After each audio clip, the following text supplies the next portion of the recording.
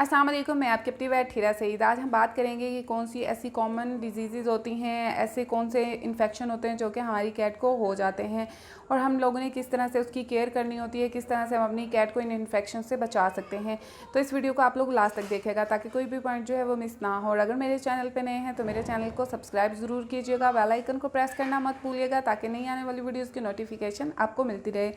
सबसे पहले हम बात करते हैं कौन सी ऐसी वायरल डिजीज़ हैं जो कि हमारी कैट के लिए ख़तरनाक हो सकती हैं और किस तरह से हम अपनी कैट को इन इन्फेक्शन से बचा सकते हैं।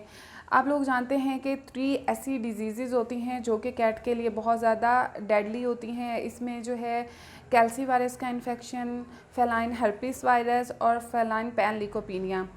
और आजकल जो है फेलाइन पैनलिकोपिनिया के बहुत ज़्यादा केसेस आ रहे हैं। लोग आते हैं क्लिनिक पे, वो कहते हैं कि हमारी कैट जो है बहुत ज़्यादा वॉमिट करी है, डायरिया करी है, उसके अलावा उसको फ़ीवर भी है और बहुत ज़्यादा डल रहती है, डिप्रेस रहती है और उन लोगों को आइडिया नहीं होता कि क्या ये वायरल इन्फेक्शन है या नहीं है।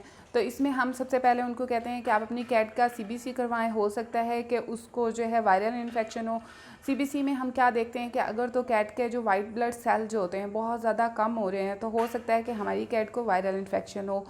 और इसमें क्या होता है कि जब CBC में वाइट ब्लड सेल कम आते हैं तो वाइट ब्लड सेल का मतलब होता है कि हमारी कैट की जो इम्यूनिटी होती है, मतलब क़ुव्वत मुदाफ़िअत जो होती है किसी भी डिज़ीज़ से लड़ने की, वो बहुत कम हो चुकी होती है। तो इससे हमें आइडिया होता है कि क्या कैट जो है इसको ट्रीटमेंट देने से ये रिकवर कर जाएगी या नहीं करेगी। और सेकंड जो होता है वो कैल्सी वायरस है। कैल्सी वायरस में क्या होता है कि कैट के मुंह के अंदर छाले बनते हैं जो कि एक स्पेसिफिक साइन होता है। और इसके अलावा कैट जो होती है वॉमिट भी करती है, डायरिया भी करती है, उसको फ़ीवर भी होता है। इसके अलावा कैट खाना पीना छोड़ देती है, बहुत ज़्यादा डल हो जाती है, डिप्रेस हो जाती है। और इसी तरह से जो है थर्ड वो है हर्पिस वायरस। हर्पिस वायरस में क्या होता है, इसमें कैट की जो आइज़ होती हैं वो इफ़ेक्ट होती हैं और इसमें कैट के इनर जो मिडल एयर होता है वो भी इफ़ेक्ट हो सकता है।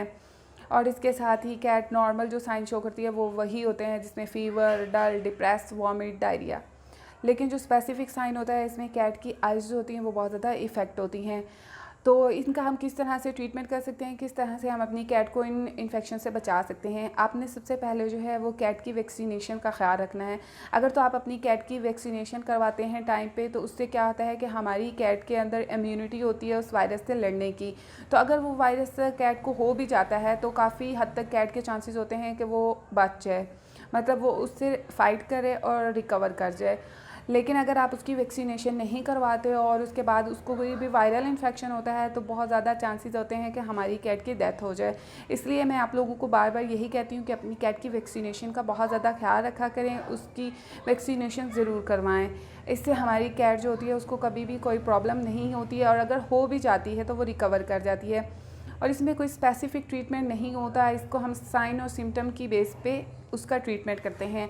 इसमें जो है हम देखते हैं अगर कैट वॉमिट करी है तो हम उसको वॉमिट के लिए जो भी मेडिसिन आती है, जैसे कि ग्रेविनेट सिरप आता है, ग्रेविनेट इंजेक्शन आता है, ऑनसेट इंजेक्शन आता है, हम लोग वो लगाते हैं और इसके साथ ही उसको हम एंटीबायोटिक देते हैं ताकि कोई भी सेकेंडरी बैक्टीरियल इन्फेक्शन हमारी कैट को ना हो।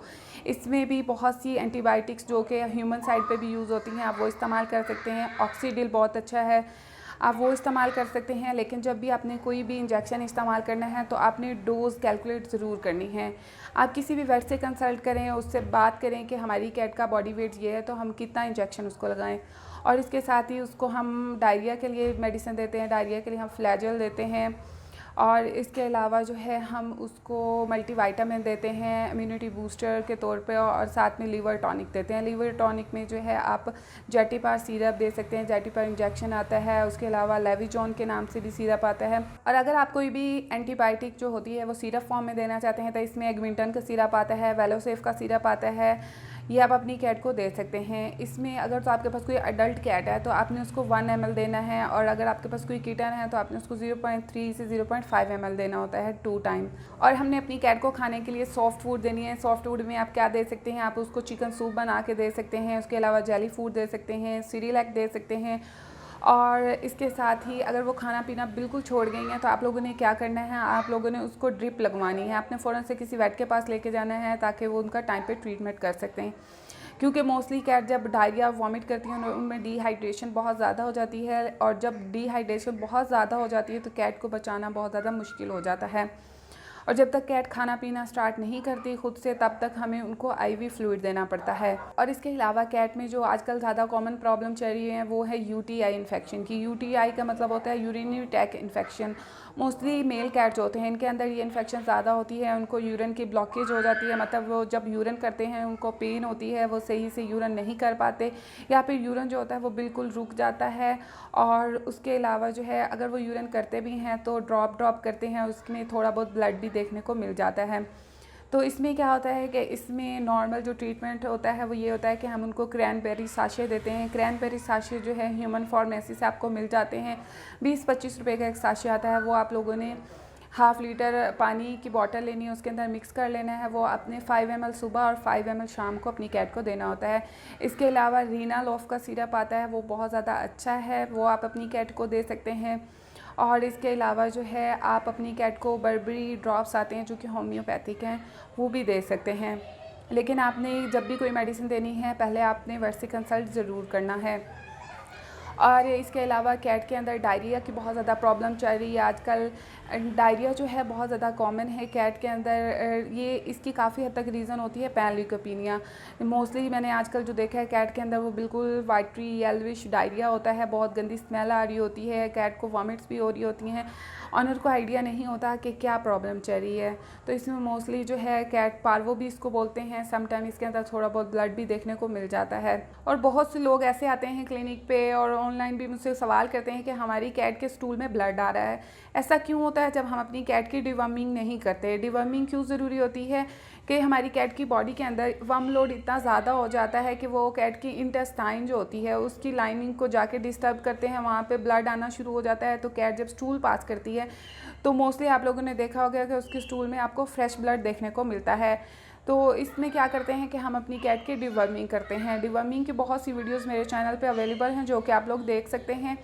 इसमें आपको डिवर्मिंग की बहुत सी मेडिसिन आती हैं, जैसे कि वर्मॉक्स सिरप हो गया, जेंटल सिरप हो गया, आप वो दे सकते हैं अपनी कैट को। और इसके अलावा प्रेफ्रान टैबलेट आती है, कैनिवर्म टैबलेट आती है और ड्रोंटल की टैबलेट आती है, वो भी आप इस्तेमाल कर सकते हैं। इसमें जो वर्मॉक्स और जेंटल सिरप है आप लोगों ने वो 1 ml फॉर 1 kg देना है। अगर आपकी कैट का बॉडी वेट जो है वो 1 kg है तो उसको आपने 1 ml देना है, अगर 3 kg है तो 3 ml देना है। और ये आपने उसे खाने से पहले देना है खाली पेट। और अगर आपने उसको कैनिवर्म देनी है या ड्रोंटल या जो भी प्रेफ्रान टैबलेट देनी है तो आपने उसमें भी उसकी डोज देख लेनी है। कैनिवर्म और जो प्रेफ्रान है वो 1 टैबलेट जो होती है वो 10 kg के लिए होती है। तो आपने कैट का बॉडी वेट देख के उस हिसाब से ही उसको मेडिसिन देनी है। और इसके अलावा हमारी कैट को मोस्टली जो है फूड पॉइजनिंग हो जाती है, या फिर जब हम कोई फूड चीज़ कर देते हैं तो उससे क्या होता है कि हमारी कैट जो होती है वो वॉमिट करने लगती है, डायरिया करने लगती है। तो आप लोगों ने कभी भी एकदम से सडन उसका फूड चेंज नहीं करना। जब भी आपने कैट का फूड चेंज करना है तो आहिस्ता आहिस्ता करना है, मतलब जो फूड आप पहले दे रहे हैं उसके अंदर आपने नया फूड मिक्स करके देना है।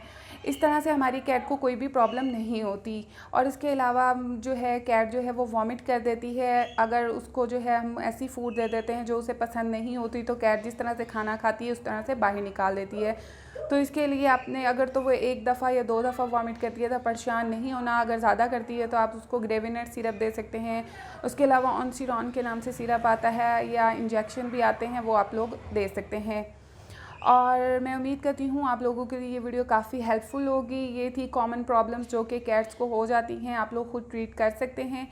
और इसके अलावा जो है माइट्स का इन्फेक्शन और फ्लीज़ का इन्फेक्शन भी कैट को बहुत ज़्यादा होता है। इसमें जो है आप होम रेमेडीज़ भी इस्तेमाल कर सकते हैं। होम रेमेडी में आप जो है एप्पल साइडर विनेगर जो है वो लेके उसके अंदर आप पानी मिक्स कर लें, वो स्प्रे बना के अपनी कैट पे आप कर सकते हैं। इससे भी कैट को काफ़ी हद तक रिलीफ मिलता है, जो माइट्स होती हैं और फ्लीज़ होती हैं वो ख़त्म हो जाती हैं। तो ये थी आज की हमारी वीडियो। अगर आपने मुझसे कोई भी सवाल करना हो तो आप मुझे कमेंट कर सकते हैं, इंस्टाग्राम पे मैसेज कर सकते हैं। Thanks for watching. अल्लाह हाफिज़।